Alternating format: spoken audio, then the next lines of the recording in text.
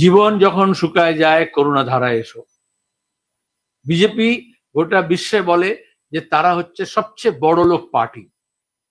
Electoral বন্ডের টাকা, দেশি বিদেশি কর্পোরেটের টাকা, তার উপরে মানে টাকার পাহাড়ের উপর বসে আছে। তাও এটা যদি জেস্চারও হয় আমি ওয়েলকাম জানাবো। আমরা তো সবসময় বলি পথে এবার নামো সাথী।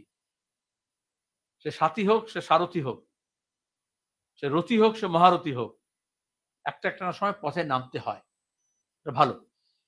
কিন্তু এই যে এখনো সোশ্যাল মিডিয়া দেখবে, এই যে আমরা আবেদন জানালাম, এর নিচে অনেকেই ট্রোল ব্রিগেড থাকে, এগুলো পয়সা দেওয়ার লোকজন থাকে, কিছু বট থাকে, কিছু যন্ত্র থাকে, এবং কিছু জীবন্ত মানুষ কিন্তু যন্ত্রের মতো ব্যবহার করে।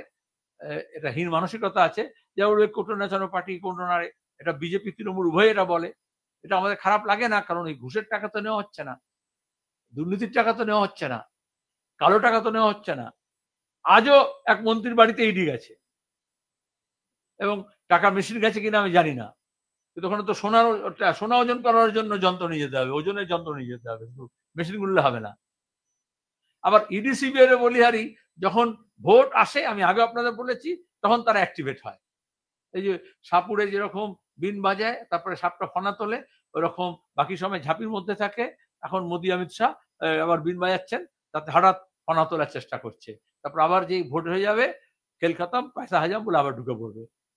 এগুলো নাটক।